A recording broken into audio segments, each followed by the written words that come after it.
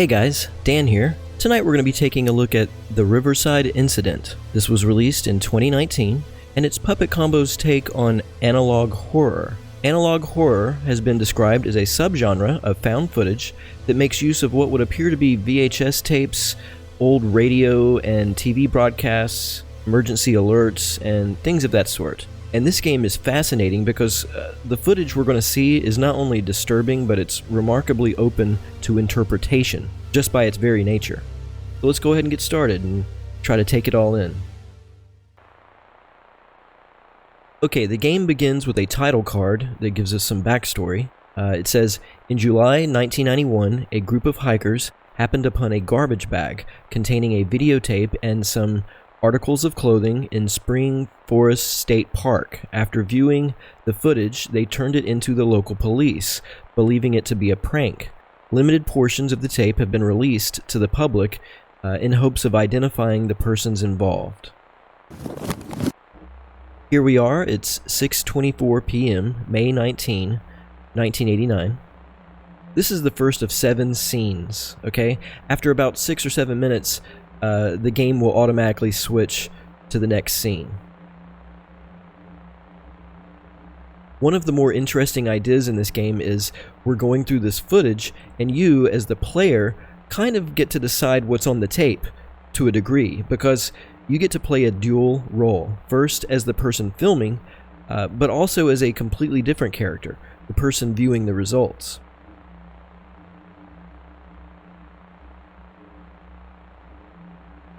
Someone has pointed out that, and I don't know if you can tell just by watching, but you definitely feel it when you're playing. Our character, or whoever's holding the camera, is walking with a limp. We kind of stumble along at this slow pace. We can't go faster than this. And we have kind of a jerky movement as we walk. It takes some getting used to, and this is consistent throughout the game, so that tells us right there that it's just one person filming every location.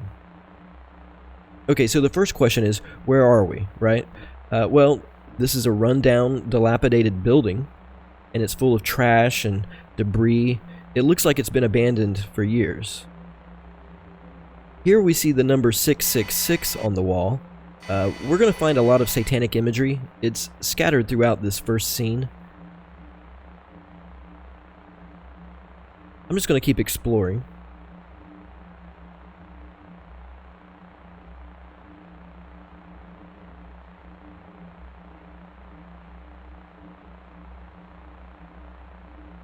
Yeah, here's a pentagram spray painted on the wall. And another. So, this is 1989, and back in the 80s, there was a thing called the Satanic Panic. It was a name for the hysteria surrounding supposed demonic influence over teenagers at the time. Everything from Dungeons and Dragons to heavy metal music was considered a source of occult wickedness. And back then, a lot of religious zealots tried to tie a person's hobbies or musical tastes to satanic child abuse and ritual sacrifice, that sort of thing. And while it's easy for us now to chalk those accusations up to delusion and say this was probably just a place for high school metalheads to break into, smoke pot, drink beer, and listen to South of Heaven, it does seem like there might indeed be something more sinister at work here, and we'll find more evidence of this as we go along.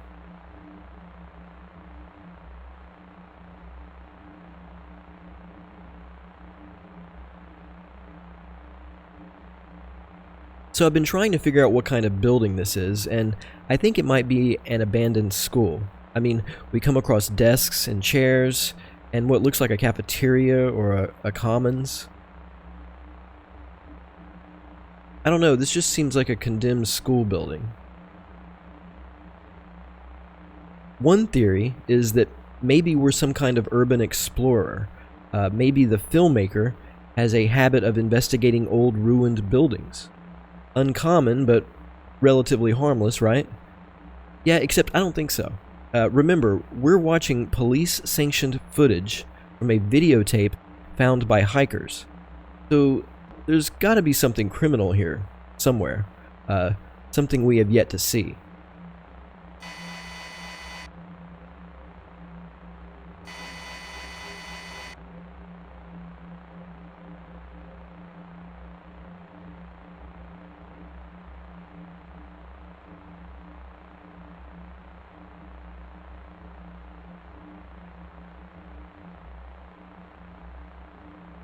I don't think I recorded it here, but at some point as you wander, you can find a stairwell with steps leading up and down. I've tried going up and it just kind of dead ends at a locked gate. And then I tried going down and it takes you to the boiler room. But I didn't really find anything of note there.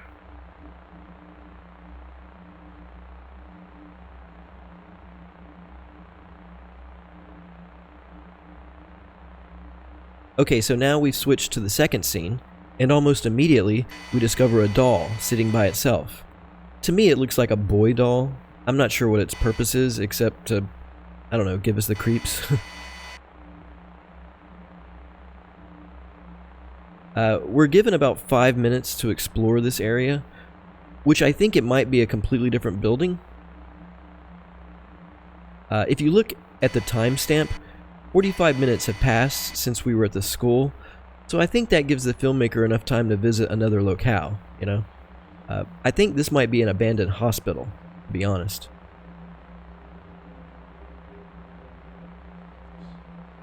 Here's a chalkboard with some rather alarming writing on it. It says drain body fluids. And in the background we can hear someone is playing a tape. I don't know if you can hear it, but it sounds like a therapy session, or maybe it's a psychiatric examination, I'm not sure. We pass a gurney, and here's an unsettling poster on the wall with skulls and a black bird. Super weird. You're going to notice we won't find satanic graffiti at this location, though.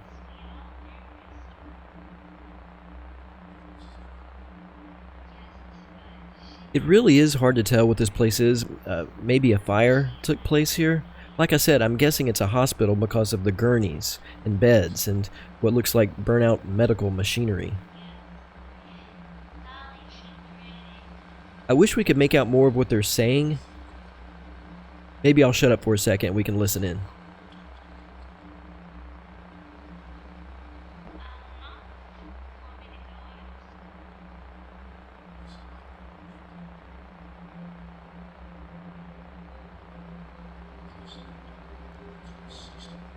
Yeah, here's the tape player. Who turned it on? Well, we must have set it up before we hit record, right?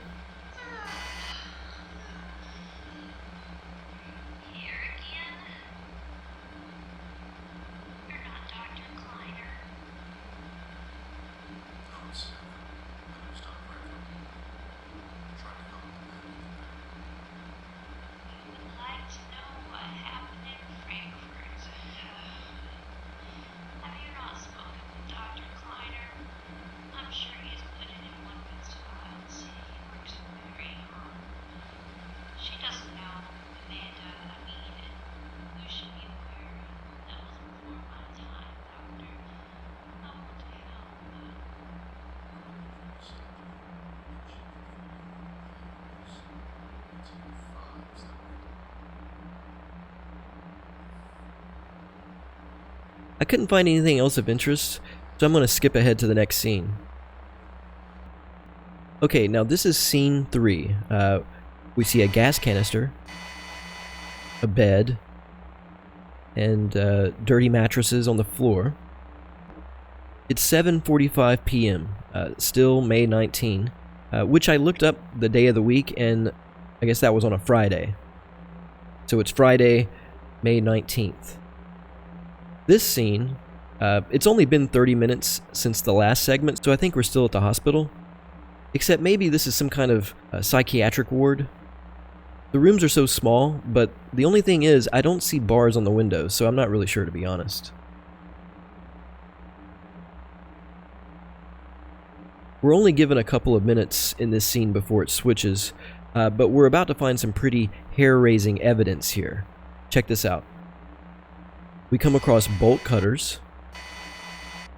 Here's a machete. a propane tank, a knife, duct tape.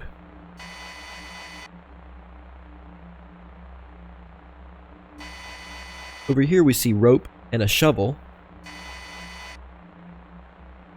But take a look at this. We find panties. There's a sports bra, thong, and a single high-heeled shoe. This says to me that we found a killer's kit. So we can keep exploring. Here's more gas canisters. It begs the question, is this the lair of a serial killer? An arsonist? Is he holed up in this abandoned hospital? As we go along, we're going to keep seeing more and more gas cans. Another scene switch, scene 4. Night has fallen. It sounds like someone's playing a broken record player.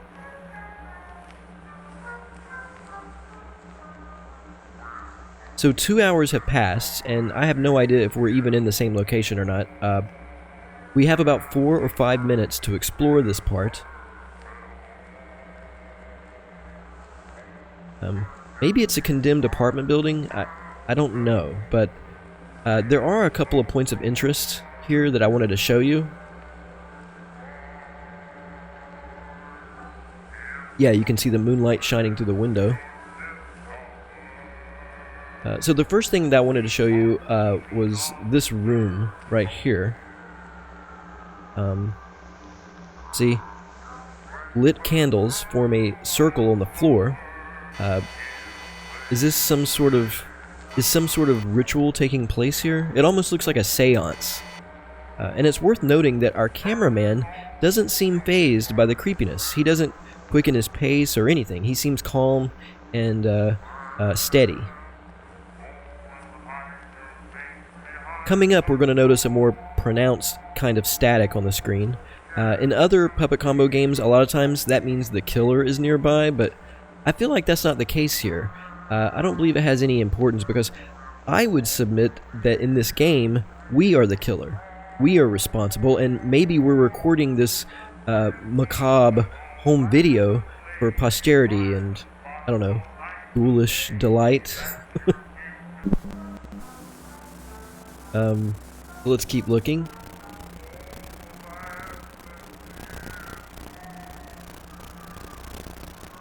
Oh yeah.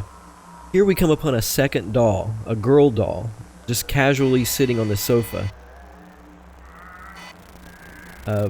What do the dolls signify? Again, it's all up to interpretation. I'm not really certain. Okay, we can't go through that door, it would appear. I wandered around some more, but I couldn't really find anything else of note. I don't believe I missed anything. Okay, the scene switches yet again, and now we're getting close to the end of the footage, alright? If you look, a whole day has passed. Alright, this is the next night, Saturday night, May 20th. It's 11:30, and we're outside someone's home. We're creeping around someone's property. This feels like a crime is taking place here, like something terrible is about to happen. So we can limp up these steps and onto the back patio. The house kinda looks well-to-do. Is this an affluent neighborhood? Okay, here we drop down. I'm not sure what happened there. But anyway, now we're in the driveway. And there's a sports car parked here in front of us.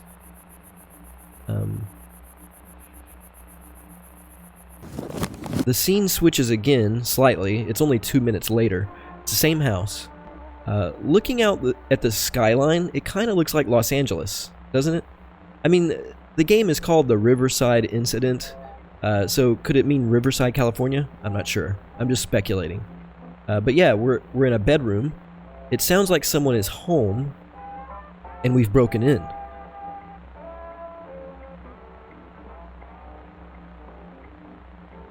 So, we're snooping around down here. I think the homeowner must be upstairs. So what's our plan here? Where is all of this leading? Now we can ascend the stairs.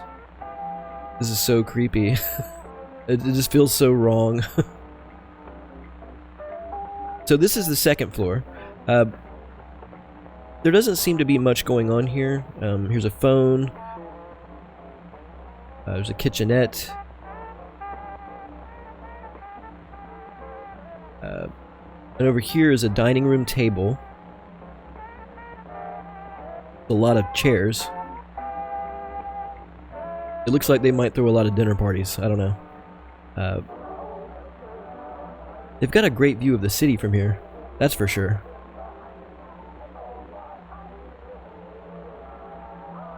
Here's their computer.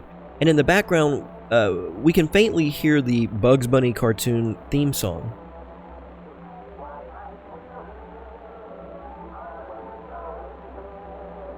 There's no one in sight, but I mean, there's still another floor to explore, so the homeowner must be up there. So let's head up these final steps and watch what happens. Specifically, the awards that were given just recently by the Mayor's Cable Advisory Board for...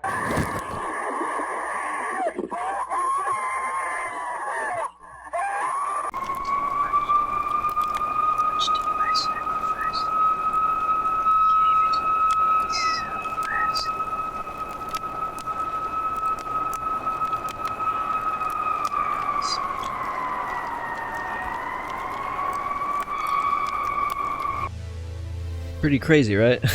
So it certainly would appear that the filmmaker dropped his camera and attacked the lady living there. The screams we heard, I believe, were taken from the infamous Ruth Price video. I don't know if you're familiar, but if you have the stomach for it, you should try looking that up on YouTube. It's very unsettling. Anyway, back to our murderer here.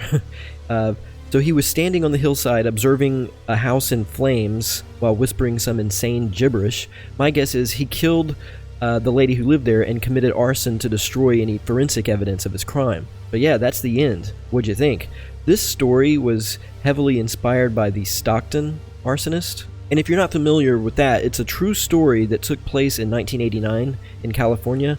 Anyway, this is a fascinating puppet combo game that I don't believe gets its due, really. It's not as popular as some of the others, and that's a shame because it's so fun to explore the footage and try to figure out what it all means, you know? I mean, this was just my interpretation, and it's definitely not etched in stone, but I wanted to share it. So yeah, I hope you enjoyed the video. Thanks so much for watching, stay safe, and I'll see you next time.